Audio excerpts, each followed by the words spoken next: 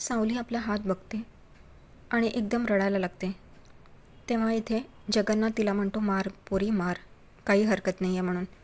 इथे सावली म्हणते नाही, मी हे करू नाही शकत म्हणून, आणि ती तिथून निघून जाते बाहेर. इथे जगन्नाथ चंद्रकांतला म्हणतो की तुम्ही हा मान घ्या, कारण आम्ही सावलीसाठी हे वाण आणलं होतं. इथे चंद्रकांतचं आपल्या बायकोपुढे कुठे काय चालतं आहे, तो तसाच उभा राहतो मान खाली घालून. इथे सारंग येतो, जगन्नाथचा हात पकडतो आणि बाहेर घेऊन जातो आणि म्हणतो, झालं तुझी नाटकं, चल आता बाहेर निघ. आणि त्याला जगन्नाथला आणि त्याला बाहेर घेऊन येतो. इकडे सावली तुळशीच्या झाडापुढे येते आणि म्हणते, मी असं कसं मारू माझ्या वडिलांना, ते माझे वडीलच आहेत, त्यांनी माझ्यासाठी खूप केलं आहे म्हणून, आणि मी असं काहीच करू शकत नाही त्यांच्याबरोबर.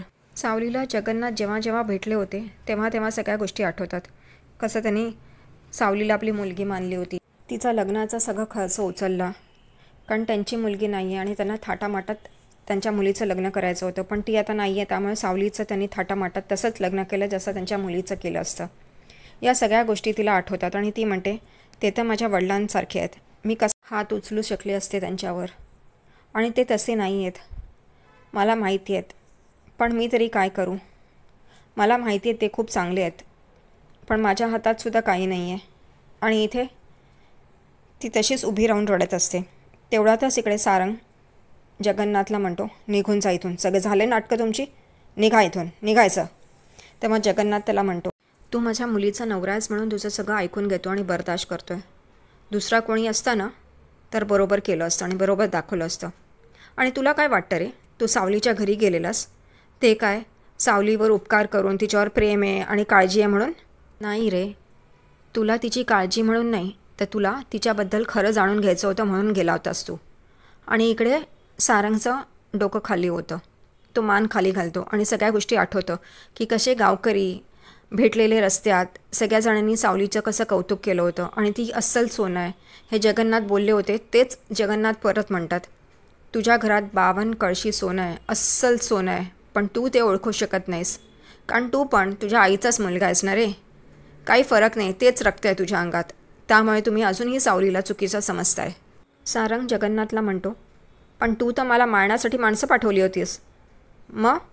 तेव्हा जगन्नाथ म्हणतो, वेडा आहेस का तू, मी असं करेन? मी सावलीला आपली मुलगी मानतो आणि कोणताही बाप आपल्या मुलीचं कुंकू कधीच पुसू शकत नाही.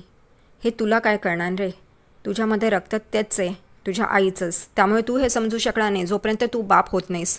तू बाप होशील रे, कधी ना कधी तरी तू बाप होशीलच, ते मला माहिती आहे, पण ही गोष्ट समजू शकशील की नाही हे माहीत नाही, कारण तुझ्यात पण तेच रक्त आहे जे तुझ्या आईमध्ये आहे. आणि जगन्नाथ इथून रागाने निघून जातो. इथे सारंग काहीच बोलू शकत नाही. जगन्नाथची गाडी तिथून जाते. सारंग मागे वळून बघतो तर तिकडे सावली उभी असते आणि सावली या सगळ्या गोष्टी ऐकते. सारंगला कळत नाही आता आपण काय स्पष्टीकरण द्यायचं, कारण तो तिच्याबरोबर तिच्या घरी गेला होता ते त्या हरिनाम सप्ताहासाठी नाही, तर सावलीचं खरं शोधण्यासाठी. हे आता सावलीला कळलं आहे आणि हे सारंगलाही समजतं, त्यामुळे तो तिच्याकडे बघतो आणि सावलीसुद्धा डोळ्यातून पाणी काढत असते आणि त्याच्याकडे बघत असते. इथे एक जोडपं देवा इन्स्पेक्टरकडे येतं आणि म्हणतं की लालचंद सेठ यांनी आमचे दागिने गहाण ठेवलेले स्वतः घेतले, आणि आम्ही जेव्हा पैसे देऊन ते सोडवण्याचा प्रयत्न केला तेव्हा आम्हाला त्यांनी खोटी दागिने दिले. इथे इन्स्पेक्टर देवा म्हणतो, कोणते सेठ म्हणलात तुम्ही? तर ते म्हणतात लालचंद सेठ. इथे घोरपडे हवालदार देवा इन्स्पेक्टरकडे येतो आणि कानात सांगतो की हा तोच आहे ज्याच्याकडनं आपण हफ्ता घेतो. इथे इन्स्पेक्टर देवा त्या दोघांना सांगतो की तुम्ही जरा वेळ बाहेर बसा, आणि हवालदारला सांगतो तू त्यांना फोन लाव म्हणून, लालचंद सेठला. इथे हवालदार फोन लावतो आणि देवा इन्स्पेक्टरकडे देतो. दुसरीकडे इकडे सारंग सावलीसमोर येतो आणि त्याला काहीतरी बोलायचं हे तिला समजतं. तो इथे सावलीला बोलायलाच जात असतो की हे बघ सावली, मला कळत नाही आहे तुला काय सांगायचं आहे, पण तेव्हा ती म्हणते, मला माहिती आहे तुम्ही काहीच बोलू नका, मी समजते की तुम्हाला माझ्याबद्दल खरं काय आहे हे जाणून घ्यायचं होतं, पण त्यात काही चुकीचं नाही आहे, मी समजू शकते, आणि तुम्ही जे केलं ते योग्यच केलं. कोणतरी बोलतं आहे आणि त्यावर विश्वास ठेवण्यापेक्षा तुम्ही स्वतः ते चेक केलं, ते योग्यच होतं, आणि मला त्याची काहीच खंत नाही आहे, मला त्याचं वाईट नाही वाटत आहे. तुम्हाला आजही जर का माझ्यावर संशय असेल, तीळ मात्रही संशय असेल, तर तुम्ही ते चेक करू शकता. तुम्ही शोधू शकता खरं काय आणि खोटं काय आहे. आणि ती सारंगकडे बघत असते आणि सारंगच्या डोळ्यात आणि तिच्या डोळ्यात, दोघांच्या डोळ्यात अश्रू असतात. आणि सावली तिथून निघून जाते आणि सारंग पाठी वळून तिच्याकडे बघत असतो. आता त्यालाही समजत नाही काय करावं म्हणून. इकडे लालचंद सेठ देवा इन्स्पेक्टरकडे येतो आणि ऐटीत बसतो. इथे तो म्हणतो, काय झालं बोला. इथे देवा इन्स्पेक्टर म्हणतो की थांबा, तुम्हाला कोणाला तरी भेटवायचं आहे. आणि हवालदारला सांगतो की आण त्यांना म्हणून. ते जोडपं आत येतं. तेव्हा इन्स्पेक्टर देवा म्हणतात लालचंद सेठला की ह्यांना तुम्ही ओळखता. आधी लालचंद सेठ म्हणतो नाही, मी ह्यांना नाही ओळखत, कोण आहेत. त्या जोडप्यांना विचारतो इन्स्पेक्टर देवा, तुम्ही ह्यांना ओळखता. ते म्हणतात हो, हाच तो लालचंद सेठ ज्यांनी आम्हाला खोटे दागिने दिले होते. इथे इन्स्पेक्टर देवा परत लालचंद सेठला विचारतो, काय आता आठवलं का. तो म्हणतो हां हां, ह्यांना बघितल्यासारखं वाटतं. हां, पण मी ह्यांना यांचे दागिने परत करून टाकले आहेत.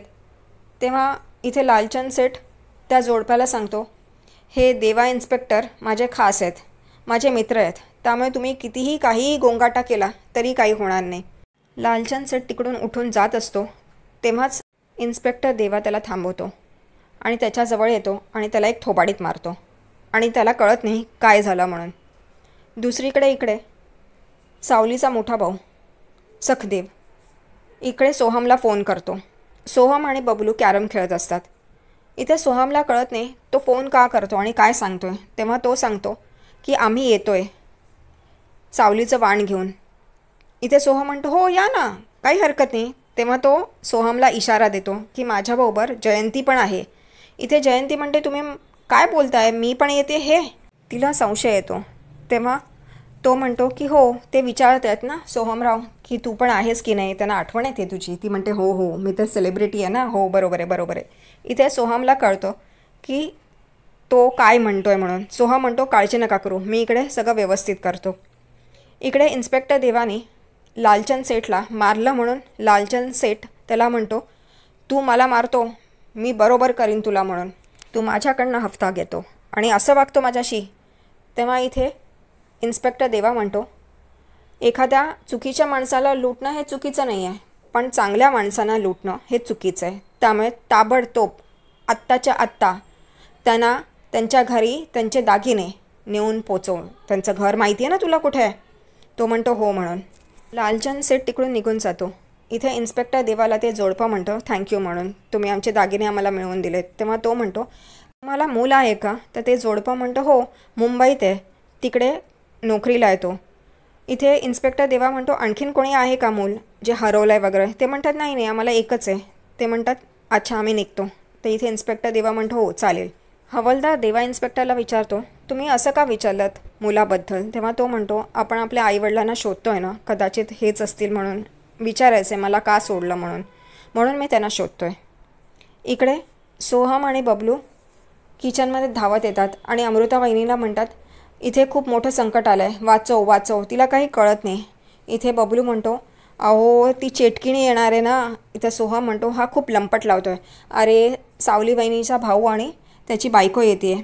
इथे सावली म्हणते ओ चेटकीन काय म्हणतात, ती माझी वहिनी आहे. तर बबलू म्हणतो म्हणजे एकच झालं ना. इथे सगळेजण हसतात. इथे सोहम आणि बबलू म्हणतात ते येत आहे, जर का सावली वहिनी इथे किचनमध्ये राहते हे जयंती वहिनीला कळलं तर ती बोंबाटा करेल सगळीकडे. तेव्हा आता काय करायचं, सावली वहिनीचं सामान कुठे ठेवायचं.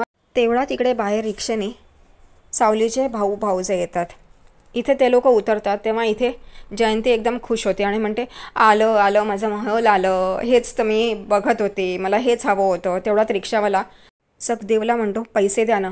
तो इथे पैसे देत असतो रिक्षावाल्याला. तेवढ्यातच जयंती आतमध्ये पळते आणि हा रिक्षावाल्याला बराबर पैसे देतो आणि तो पण तिच्या पाठीपाठी पळतो, कारण ही काहीतरी मूर्खपणा करणार. इथे अमृताबाईनी म्हणते माझ्या रूममध्ये ठेवा म्हणून. इकडे सोहम विचारतो मग राजकुमार दादा. ती म्हणते मी बघून घेईन, मी करीन मॅनेज काहीतरी, मी सांगेन. इकडे हे लोक बबलू आणि सोहम तिचं सामान सावलीचं घेऊन जात असतात. तेवढ्यातच इकडे जयंतीबाईनी येते. सावळे करून तिची मिठी मारते आणि तिला म्हणते कशी आहेस तू. आणि एकदम सोहम आणि बबलूकडे तिचं लक्ष जातं आणि ती विचारते हे तर सावलीचं सामान आहे, कुठे घेऊन चाललं आहेत. काय सावली इकडे तर राहत नाही ना किचनमध्ये, काय सावळे. आणि सगळेजणच थक्क होऊन जयंती वहिनीकडे बघत बसतात.